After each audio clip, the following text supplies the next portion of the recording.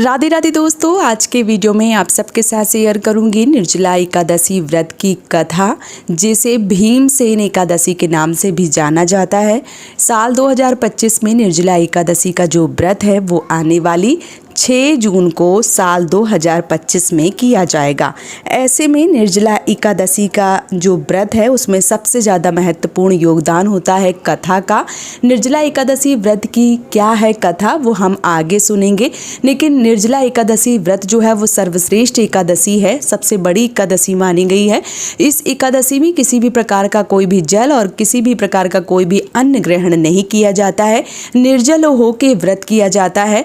और अगर आप 24 एकादशी यानी कि साल में एकादशी पूरी नहीं कर पाते हैं तो मात्र एक एकादशी निर्जला एकादशी का व्रत करने से संपूर्ण फलों की प्राप्ति होती है। इसलिए आप लोग अगर एक एकादशी करके और संपूर्ण लाभ प्राप्त करना चाहते हैं तो आप निर्जला एकादशी का व्रत जो है वो कर सकते हैं।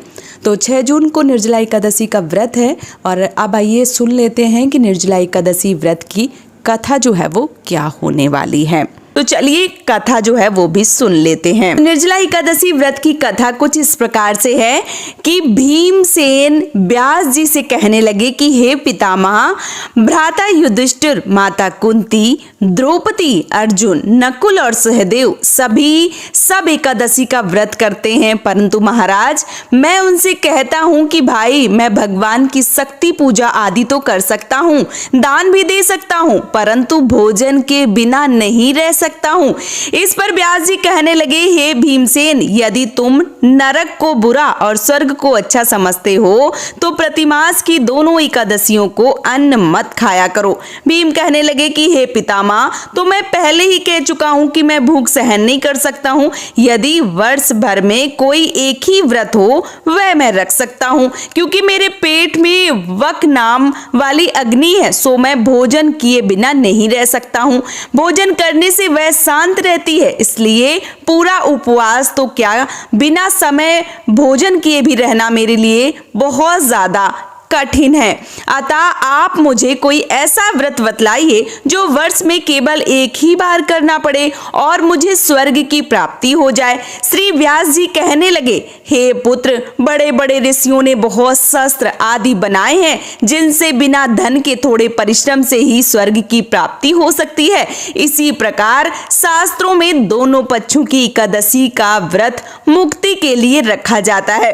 व्यास जी के वचन सुनकर भीमसेन नरक में जाने के नाम से भयभीत हो गए और कांपकर कहने लगे कि अब मैं क्या करूं? मास में 2 व्रत तो मैं नहीं कर सकता हूं, हाँ वर्ष में एक व्रत करने का प्रयत्न अवश्य कर सकता हूं। अतः वर्ष में एक बार व्रत करने से मेरी मुक्ति हो जाए तो मैं ये व्रत जरूर कर सकता हूं। तो आप मुझे ऐसा कोई व्रत बतलाइए जो साल में केवल एक ही बार रखा जाता हो। यह सुनकर व्यास जी कहने लगे कि वृषभ और मिथुन की संक्रांति के बीच ज्येष्ठ माह के शुक्ल पक्ष की जो एकादशी आती है उसका नाम निर्जला है, तो उस एकादशी का व्रत करो। इस एकादशी के व्रत में स्नान और आचमन के सिवा जल वर्जित है। आचमन में 6 मासे से अधिक जल नहीं होना चाहिए, अन्यथा वह मदपान के सदृश में हो जाता है। इस दिन भोजन नहीं करना चाहिए, क्योंकि भोजन करने से व्रत नष्ट हो जाता है। यदि एकादशी को सूर्योदय से लेकर द्वादशी के सूर्योदय तक जल ग्रहण ना करें तो उसे सारी एकादशियों के व्रत का फल प्राप्त होता है। द्वादशी को सूर्योदय से पहले उठकर स्नान आदि करके ब्राह्मणों को दान देना चाहिए। इसके पश्चात भूखे और सपात्र ब्राह्मण को भोजन कराकर फिर अपने लिए भोजन लेना चाहिए। इसका फल पूरे एक वर्ष की संपूर्ण एकादशियों के बराबर मिलता है। व्यास जी कहने लगे, हे भीमसेन, यह मुझको स्वयं भगवान ने बताया है। इस एकादशी का पुण्य समस्त तीर्थों और दानों में अधिक है। केवल एक दिन मनुष्य निर्जल रहने से पापों से मुक्त हो जाता है। जो मनुष्य निर्जला एकादशी का व्रत करते हैं उनकी मृत्यु के समय यमदूत आकर नहीं घेरती, वरन भगवान के पार्षद उन्हें पुष्पक विमान में बिठाकर स्वर्ग ले जाते हैं।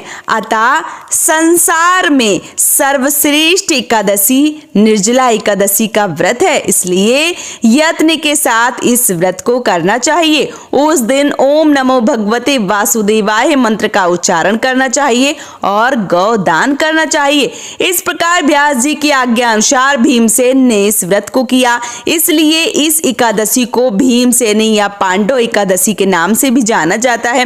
निर्जल व्रत करने से पूर्व भगवान से प्रार्थना करें कि हे भगवान, आज मैं निर्जला व्रत करता हूँ, दूसरे दिन भोजन करूंगा, मैं इस व्रत को श्रद्धा पूर्वक करूंगा, अतः आपकी कृपा से मेरे समस्त पाप नष्ट हो जाएं।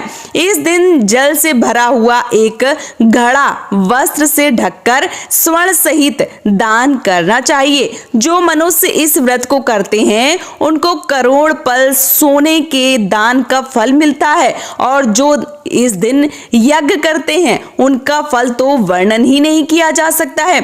इस एकादशी के व्रत से मनुष्य विष्णु लोक को प्राप्त होता है। जो मनुष्य इस दिन अन्न खाते हैं वे चंडाल के समान होते हैं, वे अंत में नरक में जाते हैं। जिसने निर्जला एकादशी का व्रत किया है, चाहे वह ब्रह्म हत्यारा हो, मदपान करता हो, चोरी करता हो, गुरु के साथ देश किया है, मगर इस व्रत के प्रभाव से उसे स्वर्ग की प्राप्ति होती है।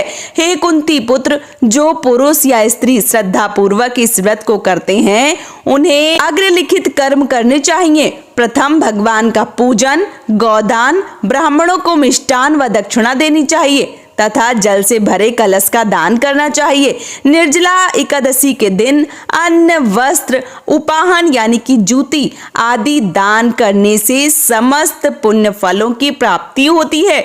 जो मनुष्य भक्ति पूर्वक इस कथा को पढ़ते हैं या सुनते हैं उन्हें निश्चय ही स्वर्ग की प्राप्ति होती है। तो ये है निर्जला एकादशी व्रत की कथा। तो आने वाली 6 जून को निर्जला एकादशी का व्रत किया जाएगा, 7 जून को व्रत का पारण किया जाएगा। आप लोग भी, जो लोग 24 एकादशी का व्रत नहीं कर सकते हैं उनको ये निर्जला एकादशी व्रत जरूर करना चाहिए। तो दोस्तों, उम्मीद करती हूँ कि आज का वीडियो आप सबको पसंद आया होगा। वीडियो पसंद आया है तो आप हमें सपोर्ट कर सकते हैं इस चैनल को सब्सक्राइब करके और वीडियो को लाइक करके। आज का ये वीडियो मैं यहीं पे समाप्त करूंगी। बहुत जल्दी मिलूंगी एक और नए वीडियो के साथ में। तब तक के लिए राधे राधे।